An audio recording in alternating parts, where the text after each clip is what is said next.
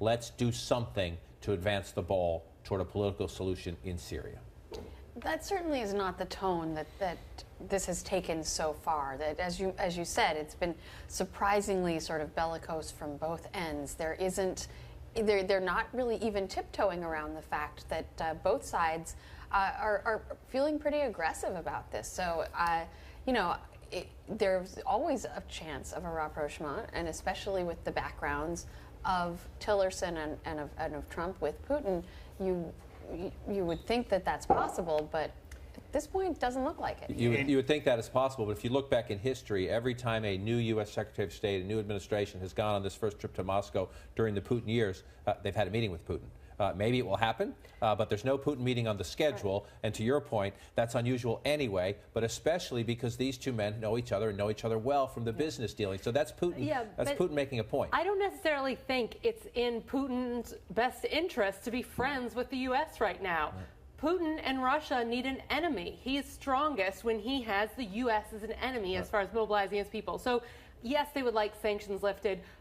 They would like economic conditions improved there, but it's not necessarily in his interest to have Trump and him and Tillerson looking buddy-buddy as far as it's projected to his people. And it'll be interesting, too, John, to hear what the White House's message is going to be, especially after Putin's pretty provocative remarks from this morning.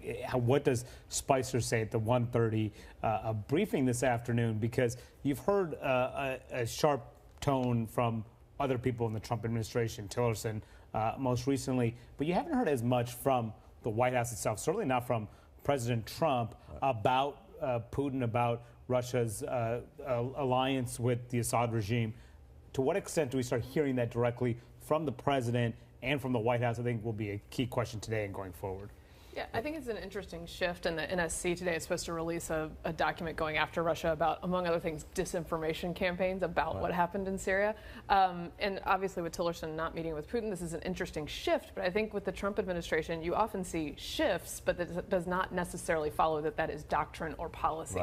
Right. So that's what's interesting here. There's also, I think, the element of the story about Russia in America. They are somewhat disincentivized to have Tillerson look friendly with Putin, even if it might help in the situation in Syria. And the Russians have already put on the record, Tillerson will meet starting tomorrow with Sergei Lavrov, the foreign minister, who after those meetings are done is going to meet with the foreign ministers of Syria and Iran. So the Russians have already made clear, we know who our friends are. Yes, we have to have this meeting with the United States, then we're going to move to this, which makes it interesting because the big question is, what transaction is Tillerson trying to do? What is he trying to get out of this meeting? He went into it with a very strong message saying he wants to tell the Russians, I think you're making the wrong choice. You're lined up with the wrong people, the Syrians and the Iranians. Problem is, that's a case that's been made before.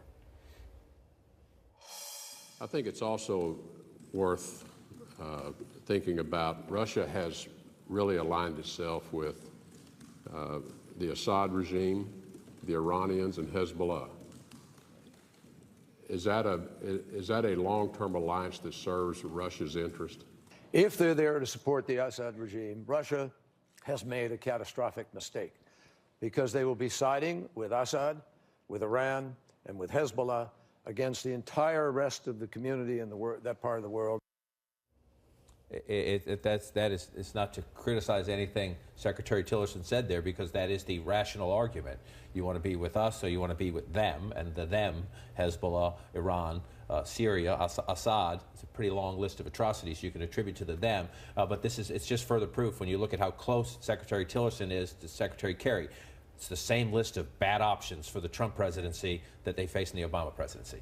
Yeah, I mean, this has always been an impossible situation, and that was why it was so difficult for Obama before. And this is, I think, another instance of Donald Trump, the change agent and shaker-up of Washington, running smack dab into reality and running into the complicated situations that leaders face when, his campaign and his message has been so sort of glib on these things. And that's what, you heard a lot of Republican leaders when you asked them about Trump's relationship with Putin. Does that concern you, about his willingness to work with Putin?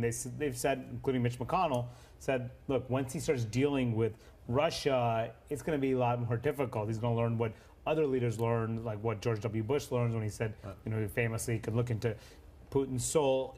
This is a realization perhaps for the White House, that there are serious strategic interests that Russia has in Syria. They can't just turn on a dime and change their position that they have had for years because they're vital national security interests for their own country and which are directly at odds with where the United States stands right now. It's a great point in the sense Mitch McConnell said this throughout. I was just watching Senator Lindsey Graham of South Carolina was on with Kate Baldwin in the last hour, and he was praising the president, praising him for the Tomahawk cruise missiles, praising him for the tougher tone toward Moscow, trying to push him to do some other things I'm not sure the Trump administration is prepared to do. But the praise, after, remember, during the campaign, the hawks in the Republican Party would go nuts, and I'm being polite, when then candidate Trump said things like this.